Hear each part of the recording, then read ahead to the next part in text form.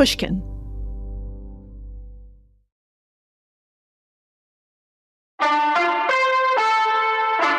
Welcome back to Risky Business, a show about making better decisions. I'm Maria Konnikova. And I'm Nate Silver.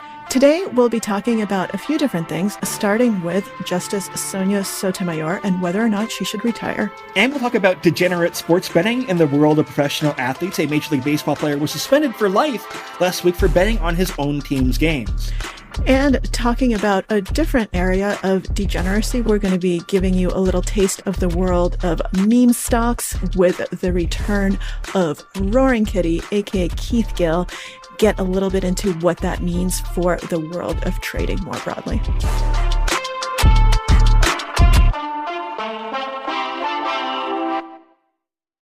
So Nate, there's been a lot of talk, and we've talked about the Supreme Court right now and what's going on with it. Something that we haven't talked about is the fact that one of the only liberal justices, Sonia Sotomayor, is reaching a point where she is getting older. She's 70 years old. She is not in great health. She has diabetes. She often travels with a physician.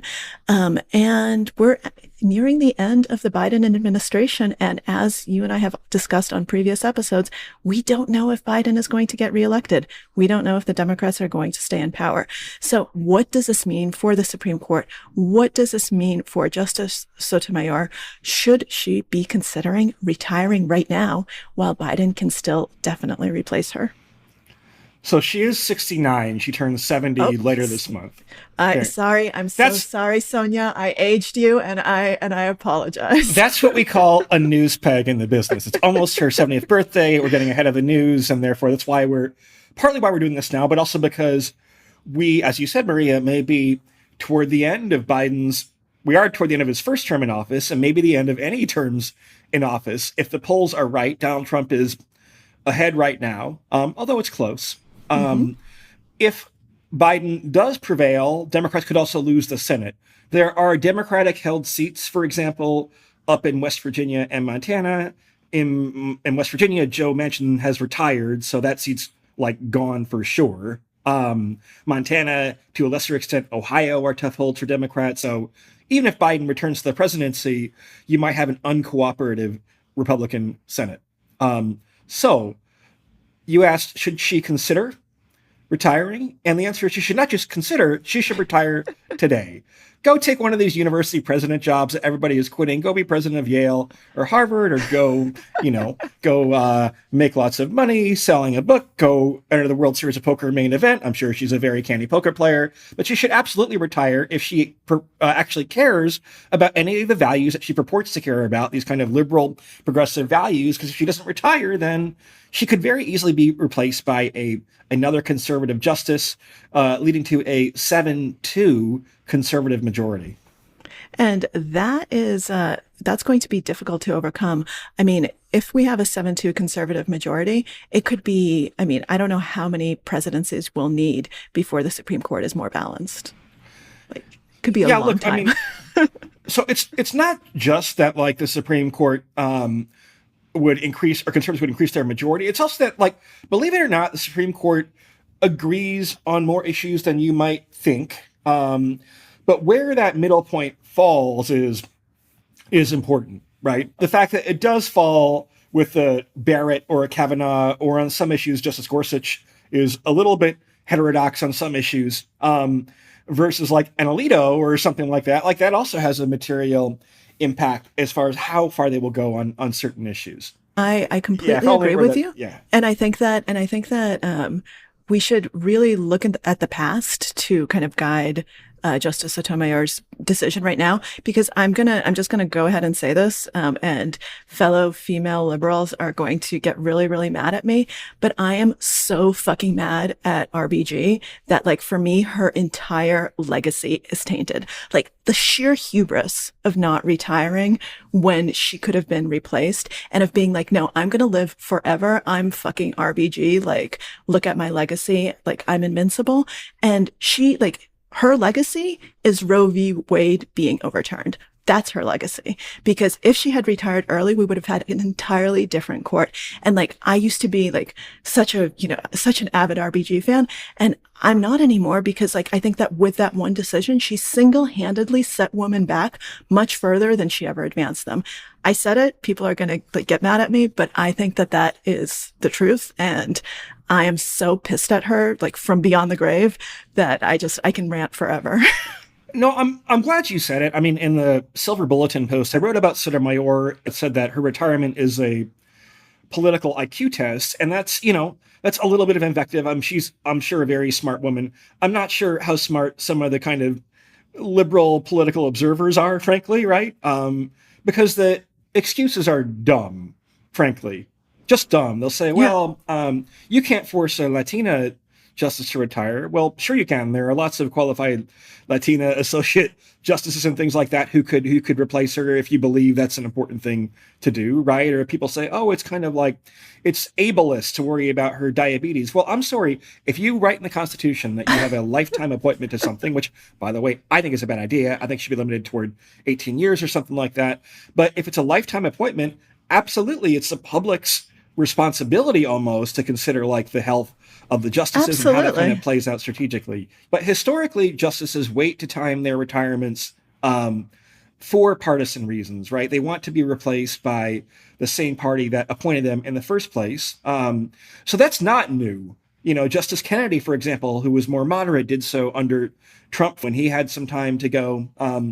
So look, maybe Sotomayor is not a believer in the polls that show Biden trailing. And again, that is close. The issue is just as much, if not more, about the Senate in the long term, where in the Senate, North Dakota has as many senators as California, despite having what it is, 1/40th of the population or things like that.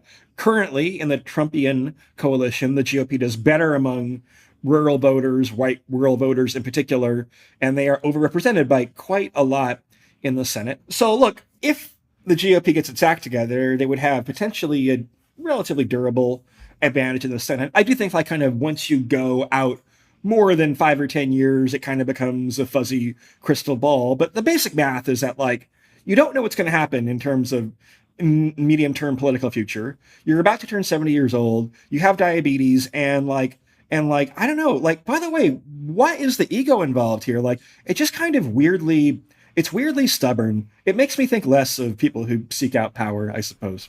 Yeah, absolutely. I totally agree. And by the way, an important point that you're making that you didn't make explicit is that it matters not just who wins the presidency, but what the majority is in the Senate, because let's not forget the Garland disaster, where Obama tried to appoint him and the Senate just literally blocked the hearings and Garland didn't even get a chance to be considered. And that's something that can happen. I mean, it reminds me a little bit of like, sometimes the failure to make a change is the biggest risk, right? It's like, well, why would I disrupt the status quo? I have this job. 70 years old is not that old for a woman who presumably has good health care, even if she has diabetes. But like, sometimes the status quo is the riskier path, right? Right now that she can be replaced by another liberal justice.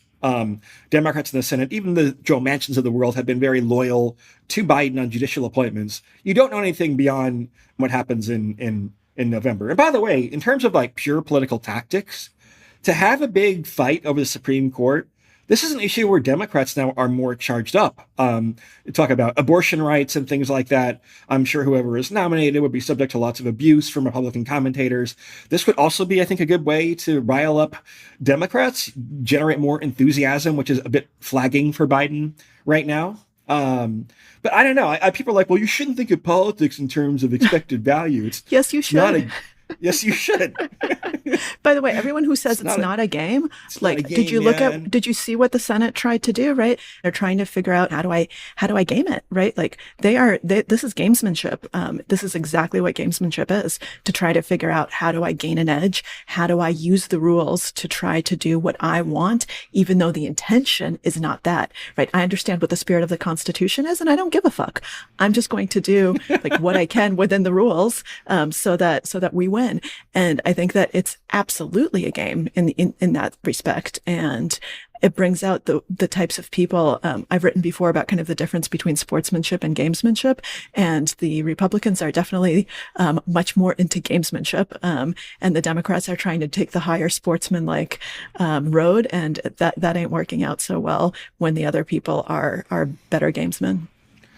Yeah, the White House has also not said anything about this, in part because they have a candidate who is 81 years old, and the idea of people being too old for office is a big no-no topic that they don't want to get into. But also, like, some of it comes down to identity politics, I think it's fair to say. I personally think if you kind of take progressive politics seriously, the notion that, like, having someone who represents a group, I think that's substantively smaller impact than, like, 6-3 versus 7-2, or down the line, who knows, 7-2 versus 8-1, or 5-4 versus 6-3, or something like that. But this is why I don't really find people who are into politics, they're not my crowd, really, right? Because this is such a no-brainer. This is not close. No. Whereas we talked about Biden the other week, like, Biden retiring, it's kind of really tough either way. That's really close. For sure. This is not close. No, this is like absolute no-brainer. Totally agree with you. And by the way, I learned the hard way. Like, when you were saying, I think a really important point is that, seeking the status quo, kind of saying like, oh, like this is the safer way to do it, is oftentimes not safer, right? I learned this the hard way when I started playing poker, that like, if you try to do nothing, that's also very much an action, right? That is very much a choice. That is very much doing something, and it's doing something that's not optimal, and you're not doing it for the right reasons. And that's what's happening right now. So like, get your ass in gear, actually look at the incentives, look at the future, and try to figure out, I think this is also really important, what risks are worth it and what risks aren't, because there is so much uncertainty here. We don't know what the percentages are because there is this uncertainty about, who's going to win the presidency, who is going to win the Senate. Is that risk worth it? And I think in this particular case, it's just a slam dunk. No, it absolutely is not.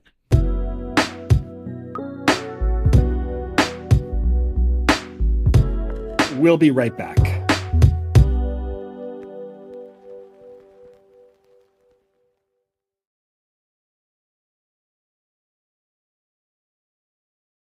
Last week, Major League Baseball suspended San Diego Padres shortstop Tucupita Marcano permanently for allegedly having bet on baseball games while a member of the Pittsburgh Pirates. It also suspended 4 other players, some of whom are now in the minor leagues, for a year for betting on games not involving their teams. So there's been a lot of gambling scandal news coming out of baseball and other sports lately. Of course, earlier this year, maybe the best player in the world, Shohei Ohtani, his former interpreter and BFF, potentially former BFF too. If I committed $17 million of wire fraud involving your account, Maria, would we still be friends? Absolutely, Nate. I would forgive you in a heartbeat, because that would mean that I somehow had $17 million. There you go. If what's 17 million if you signed a $50 between million friends? What's 17 million? What's mine is yours, Nate. But as you were saying, Mizuhara pled guilty, right? He pled guilty, and Major League Baseball closed the investigation, which I actually still have a couple of questions about Ohtani's involvement that we'll conveniently never hear anything about ever again. But yeah, so this is the first suspension for gambling-related reasons since Pete Rose, who also was alleged to have bet on his own team. Now, Marcano, from what I've read, has not planned to appeal, at least not for right now. In fairness to him, there is a somewhat mitigating circumstance, which is that when he was making these bets, he was injured, not actively playing for the Pirates, but still, the theory of the case is that even if you're betting on your own team, you still have inside information that's valuable, right? If you know that a certain player is healthy and therefore likely to play, right? If you know that the team was up all night at the strip club, maybe you choose not to bet that game, for example. So, and this is like literally a rule posted in every Major League Baseball clubhouse. You bet on games involving your own team, you are suspended for life. It is one of the least ambiguous rules in all of baseball's rule book. Yeah, and I think that it's a rule that makes complete sense, right? Because if you're betting on your own team or providing information, I mean, that's a different kind of inside baseball, right? That is not the good kind. And I think that when we see suspensions like this, I think it's really important, as the ubiquity of sports betting goes up, as we have these apps everywhere, as it's possible to do all these crazy parlay bets, as it's possible to bet while events are actually going on, all of these new capabilities that haven't existed in the past. I think it's incredibly important to be strict about this. By the way, I also think it's kind of hilarious in a way. Hilarious might be the wrong word, but how bad Marcano still was. I mean, I think he won just over 4% of his bets. That's a little bit. So this is some of the or things was that misleading? There's spin involved here, right? Okay. I mean, So the reason he's winning 4% of his bets is because he's betting multi-leg parlays, right? So you bet on the Pirates to win, and you bet on 5 other teams to win, and therefore, take like 2 to the 5th power if they're all 50-50 bets. And so he's doing multi-team parlays where you usually lose, but like when you win a lot. So the 4% is kind of misleading. That might be the expected value in terms of how often he's supposed to win. There is one irony though, which is that like he was apparently using one of the legal sports books that like tipped off Major League Baseball. So yeah, these guys will, squeal on you if you're a Major League Baseball player. You decide to bet on games. They have incentives though to be concerned about action that could compromise their deal with the leagues. They have concerns about game integrity too. In some ways, I've been surprised there hasn't been even more of a backlash. But look, if you're a Major League Baseball player, my advice to you is do not use like DraftKings or FanDuel or a partner that's in bed with Major League Baseball, right? Use some offshore illegal betting website. There's less likelihood of being detected. Like Ippei Mizuhara did for $17 million. Yeah, at least Ippei gave himself a chance, right? Ippei was smart enough to know you're not going to fucking bet on FanDuel, then you're drawing dead. By the way, it is. I think it's interesting to note when I was saying that it's crucial that people are being caught, that the 4 players who were suspended for a year, they all bet just a few $100s, right? Like they didn't make big bets, they made tiny bets, and they were still suspended. So I think that that's actually a really important hard line to draw. That it doesn't have to be in the millions, it doesn't have to be in the hundreds of thousands. This was like $100, $200, $400. Yeah, and Marcano's bets were larger. The total sum was low 6 figures. But I doubt that he is betting to make a profit, right? I mean, you take a bunch of competitive young men in any industry. There's a lot of degen, as we would call it, a lot of degeneracy, and things like poker, high-stakes poker games are often played on the back of team planes and things like that. These people are around a lot of money all the time. The rookies are not making that much, but they're around people who are making lots and lots and lots of money. The one case where there really was some kind of expected value for the person making the bets was the NBA player Jonte Porter, who was apparently had been dealt in somehow to individual player parlays, where why people were betting on this obscure player named Jonte Porter is hard to know, but he basically intentionally tanked the games, right? He would intentionally make up a fake injury, allegedly. He would intentionally not hustle after rebounds, allegedly, so that his bettors would achieve the under on how many points that Jonte Porter would receive. And that was very suspicious. I mean, I think the NBA got lucky that scandal broke at about the same time as the Ohtani scandal broke, because that actually directly affected game integrity. And that's like a kind of deeper level of hell, I think, than what Marcano did. I totally agree with you. And I'm really glad I was going to bring Jonte Porter up, because I think that what is going on there is actually the bigger issue, because it's amazing that he was caught. And if you think about the fact that I think the much bigger issue isn't players betting themselves, because they'll get caught, right? You'll figure it out. But players giving other bettors inside information and then actually affecting outcomes when they're in the games. That's much more difficult to police, especially if you're smart about it, right? All of a sudden, if you see millions on this obscure player who's then pulling off some crazy shit that, that you are thinking, oh, what in the world?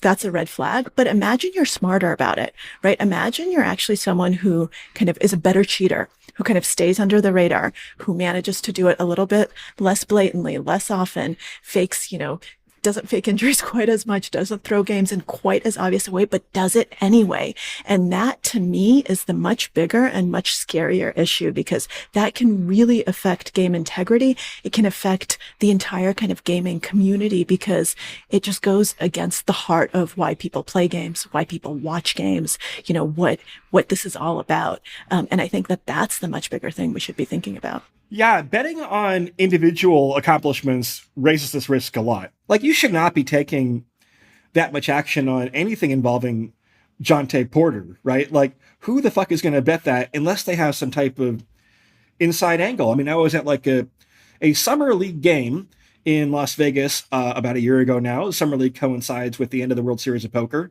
And watching the game and see like some team executive 2 rows in front of me in giant font on his cell phone is typing about how the New York Knicks are going to trade for OG Anunoby, which didn't happen then, but did actually happen several months later. If that's not really inside information. I'm in a public area of a stadium, right? But like, information has a way of slipping out. About injuries, about fatigue, about like, I know, some people will hang around tennis tournaments, for example, and see which player is having like a cheating scandal with his girlfriend or looks like they're coming in hungover and things like that. Information has a way of getting out, and to limit your liability by focusing on more major, more robust wagering categories would be prudent, but look, it's a money grab. The long-term sustainability of any of this, I think, is not as assumed as some of the big sports betting companies would write in their stock market and their 10Ks and things like that. So, but at the very least, they are smart enough to partner with the leagues when they detect activity that undermines game integrity to at least tip them off, to snitch on their customers. No, absolutely. And I think we're not just talking about U.S. sports betting, U.S. sportsbook. This is happening in sports all over the world. And some of the worst are actually in Europe and in places where there are lots of athletes who are not paid very well. And a lot of times they're young, right? They're teenagers. They're still developing their sense of self, their sense of kind of right and wrong and kind of gray areas, and long-term consequences isn't fully developed. Because, by the way, if you're like a 17-year-old guy, your prefrontal cortex ain't fully developed yet. Your ability to kind of think through long-term decisions isn't fully developed. And if someone says, do you want to make, a quick 10 grand, a quick this, you're like, okay, this might not be a bad idea. All I have to do is, if I'm a tennis player, I just serve a little bit off, right? Just one time. That's all it takes. I just lose 1 point. What's 1 point? I just do this a few times and all of a sudden I have money. And you don't think, wait, if I'm caught, there goes my career and there goes kind of any chance I have of all these future earnings. You just don't make that math. You're thinking much more in the moment. You're thinking much more immediate gratification as opposed to kind of long-term expected value. And I think that is something that people just need to be aware of, need to be aware who the vulnerable players are. And I think that teams need to guard against that, need to train against that, need to kind of talk to them and explicitly say what the long-term consequences are and remind them of it. I know you said in baseball, it can't be more explicit, but still, like, have more reminders, constantly have these reminders of like, this is what you don't want to do or else it's going to be bad. But in an environment that like encourages gambling, where there's like DraftKings or FanDuel or Caesars ads on the outfield wall and poker games in the team plane, you're inevitably going to have some of this with rich young men and not fully formed prefrontal cortexes. What is it called? Yep, prefrontal cortex. Good. Okay. Yeah. Yeah. No, I think that's exactly right. And if we want to give kind of a nod to the next layer, which is the Mizuhara of it all, right? That you have also these situations where even if someone like Ohtani isn't cheating directly, isn't sports betting, there are incentives for people close to these individuals to try to take advantage. Major League Baseball seemed pretty excited about being able to wrap up that investigation. I mean, there's still a question about like, why didn't Ohtani notice $17 million missing from his account? Like, that's a pretty fucking good question, I think. It is. It is. And we Yeah. don't know, right? But I think that it's important to just throw those questions out there, because it is, even though, as someone who has seen a lot of victims of con artists, I'm very sympathetic to Otani if we look at it as a typical con situation, that he was potentially conned by Mizuhara, charmed by him, that Mizuhara is the one who had access to his bank accounts, got all the alerts, et cetera, et cetera, et cetera. Like, you can make excuses up to a point, but as you say, $17 million is a big number for anyone. And so you have to then ask, like, was he knowingly looking the other way? Was he involved? Like, what was going on? And I think these are questions that should be asked, but that won't be asked because the incentives are completely misaligned here, because nobody wants Otani to be involved because he's the star, and we want the star to keep being an untarnished star, and we want this other guy to take the fall. And I do agree with you, though, that like there are still some question marks. And unfortunately, I think that all we can do is speculate. We're never going to know. But I want to be careful and not to just say, oh, like this is a problem of modern sports books, because like, let's not forget, the Chicago Black Sox. It's like shit like this has been going on in sports for a very, very long time before FanDuel or DraftKings or any of these things. And so these are problems and deep kind of issues of humanity, that I think are never going to quite go away, no matter what the regulations say. Yeah, look, there are two categories. One is there may be cases where it is in your financial interest to throw a game, right? One preventative measure is just paying everybody really well, including the umpires, by the way, where it's kind of on the surface irrational for you to gamble at that point. Although sometimes people gamble for irrational reasons. Maria, one thing you always remind me of is that like most con artists are not motivated strictly by money. Yes, absolutely true. Something I also remind you of, Nate, is that even though most con artists are not motivated by money, most people are not con artists. And so I think that that's a more hopeful way to end this segment, that most athletes are also, not degenerate gamblers, not con artists, and going to be in the sport for the right reason. They want to excel. They want to do well. They don't want to throw the game. We'll be back in a minute.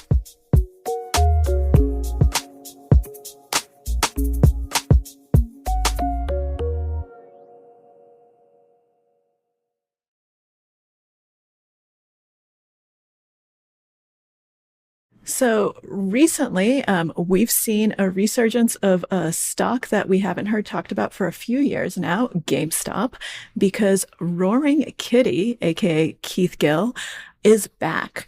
And for those of you who followed the GameStop short squeeze several years ago, Roaring Kitty was kind of the big force that had GameStop just go on an unprecedented run and put some very famous hedge funds out of business, and ended up, having this just insane impact on the markets. And then Keith Gill, Roaring Kitty, went silent. And a few weeks ago, all of a sudden, for the first time, this dormant account started posting memes.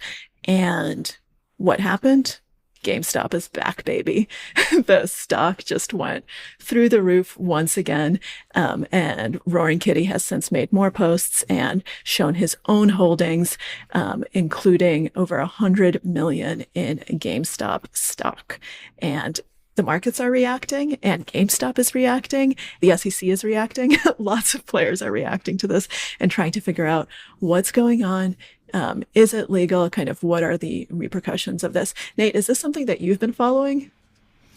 I wrote about GameStop a little bit in my book, from the standpoint of game theory, actually. So, Maria, maybe we should actually talk about some of the game theory behind shitcoins and meme stocks. Yeah, I think that's a great idea, Nate, because I do think that that's central to this conversation. And the meming part of it, MEME, is actually very central to how the game theory works, believe it or not. To simplify a bit, typically what you have is, let's say you have like an overvalued asset. In principle, people who own that asset could sort of literally conspire or collude to keep the asset at an artificial value. As long as nobody sells, right, then it maintains at least nominally its value, or maybe it keeps going up if everyone is being like, hold on for dear life and wants to kind of boost the asset further. So the problem with that is that like you have, in game theory terms, a prisoner's dilemma where every party has a strong incentive to defect, right? If GameStop is priced at $50 when the fundamentals price should be $2 or something like that a share, you really have a strong incentive to get out while you can and take your profits that could trigger a collapse in the share price. However, due to the power of memes, a sort of coordination is possible. In the prisoner's dilemma, this is what happens when, Maria, let's say you and I commit a crime and we're in separate jail cells. I don't know what's the most likely crime we were to commit? I don't want to speculate on this, Nate. You and I are completely, we're not going to commit any crimes ever. So let's say we kidnapped Justice Sonia Sotomayor. Okay, that would be a pretty serious crime. Very serious. But let's say the government is having trouble proving it, and therefore we are in separate prison cells, and the government says, well, you can confess to the crime and get a lower sentence, or you can remain silent and we'll see what happens, right? Now, if neither of us were to confess, the way this works, we would kind of get like a slap on the wrist because the government can't really prove its case. But the game theory is such that not being able to coordinate on our strategy, we both wind up snitching on one another and wind up getting a worse sentence as a result. It's kind of the very simplified, podcast-friendly version of the prisoner's dilemma.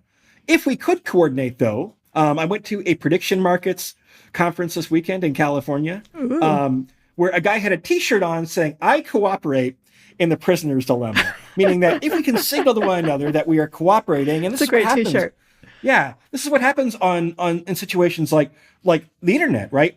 If you're like, we're all in this together against a stupid hedge fund, against Wall Street, and inherently a stock like AMC Theaters or GameStop is like, it's kind of a joke, right? These are like kind of blockbuster video dinosaur companies. It's kind of funny. And the fact that through Matt Levine, the economics writer for Bloomberg, calls it the meme theory of value, you are kind of literally creating something out of nothing. Yeah. So I think that we have some bigger questions here, though, that are like much bigger than Roaring Kitty and is more about like the Roaring Kitties of the world, right? So this, what happened in 2021, totally unprecedented. What's happening right now shows that this is a thing that might actually not be so one-off, right? It might actually be repeating, and we might be in a position where kind of meme stocks, shit coins, these types of things really do have an impact on the broader financial markets, that we see these degrees of irrationality, or is it irrational, that are playing out in the broader stock market, where people in kind of the traditional market analysis are going to have to look at this differently and try to figure out, has the world changed?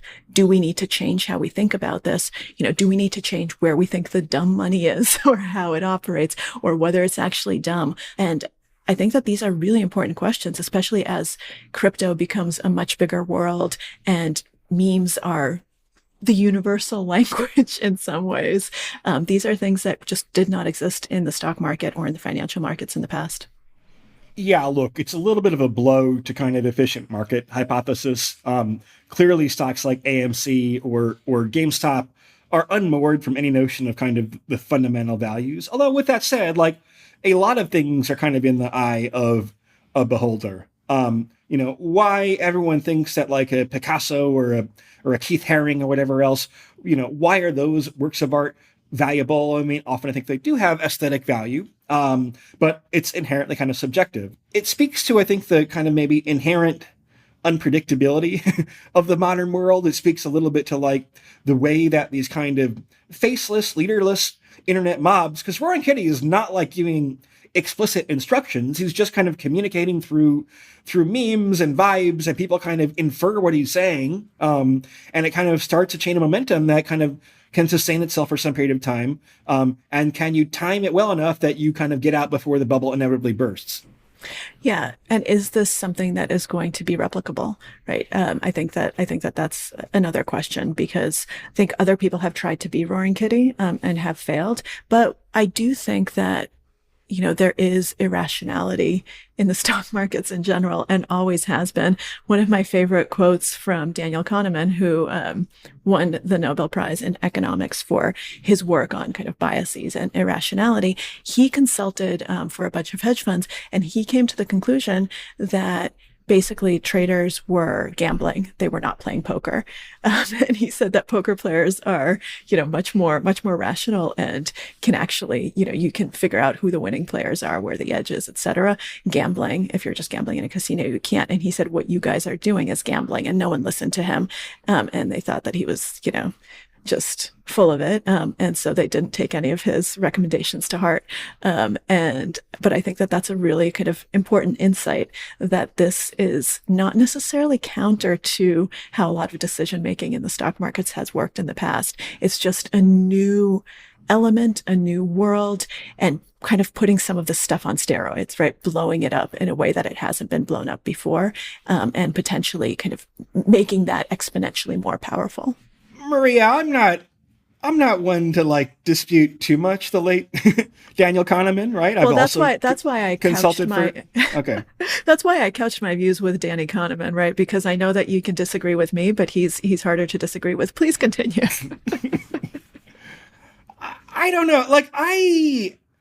When you have the practice of actual traders betting millions of dollars versus academics, even academics as smart as Daniel Kahneman, I'm not sure I take the academic side. I think it's really easy to come to some theoretical conclusion when you don't have skin in the game that might not be robust necessarily. I talked to a guy named John Coates for my book, who is a former trader turned neuroscientist. And he actually thought when he was working on desks at Wall Street that the traders didn't take enough risk, that it's hard to get people to be properly risk adjusted until they kind of had a winning streak. Then they got all this testosterone and other chemicals running around their brain that become like feral animals and go kind of crazy, right? And that's kind of what can cause bubbles. But yeah, look, I mean, because there's kind of two forms of efficient market hypothesis, right? There's kind of the hard form that, yes, stocks actually do represent a probabilistic discounted projection of future corporate earnings. That's clearly not true when it comes to something like GameStop. The softer form is just that, okay, you think you can beat the market? Go ahead and try. You might understand that, yes, GameStop is overvalued, but good luck in trying to time exactly kind of when that bubble bursts. Yeah, and I think that the bigger point here, when you said that anyone can try, and something that I think Kahneman was trying to get at, is that of course there are traders and there are certain investors who can beat the markets, right? There are people who are very good at this, who kind of understand, who analyze well, who have the right data, right approach, whatever it is. But that's not true for the majority. But if you talk to any one individual, they always think that they're the ones who are actually more rational and can beat the markets and are making better decisions. And I think that that's just an overall human flaw. Yeah, look, if 10% of people in the world are the truly rational ones, there's no guarantee that you're in the 10%. The correlation between self-perception and reality is probably fairly discordant sometimes. Yeah. And I think that that's just something that's very important to remember, whether you're Roaring Kitty, whether you're one of the portfolio managers who is on the other side and short GameStop, or whether you're someone who's just an outside observer thinking, how do I get in on this in the future and make a killing?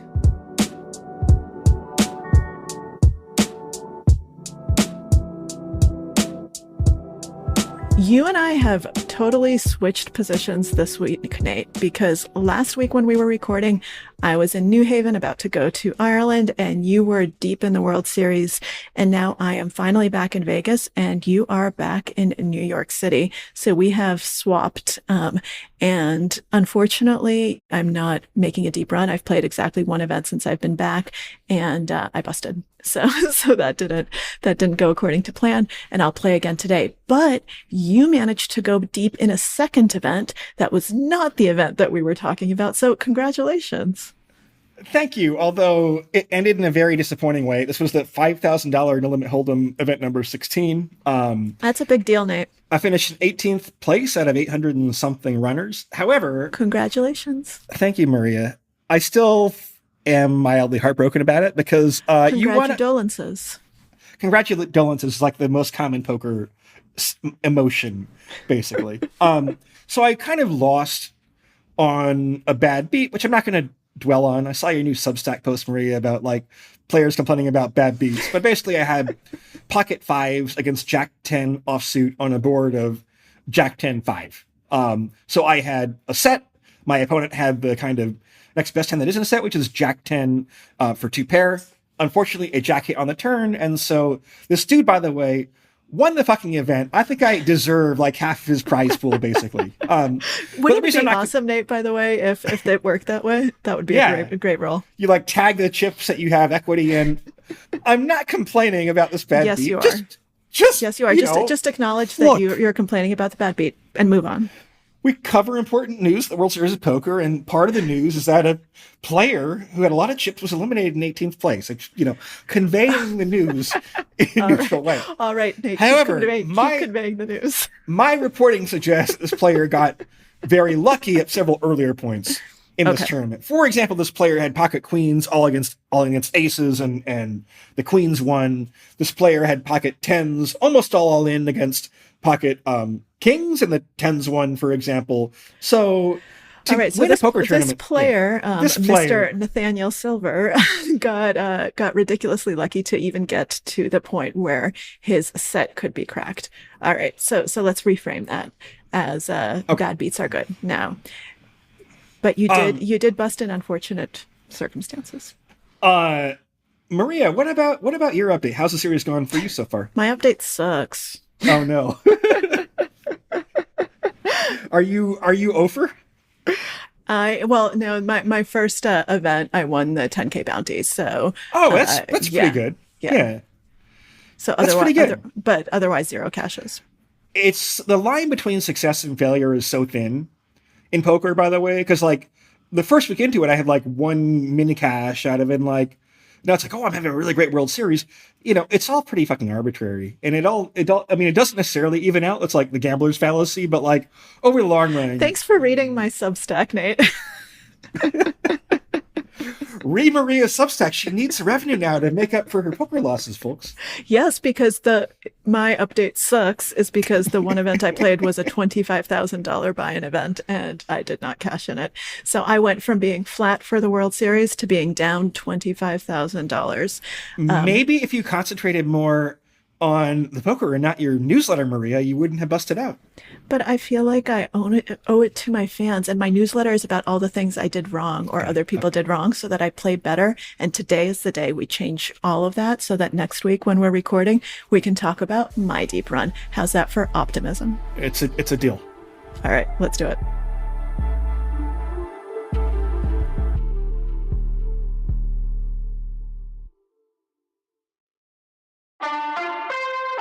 That's it for today.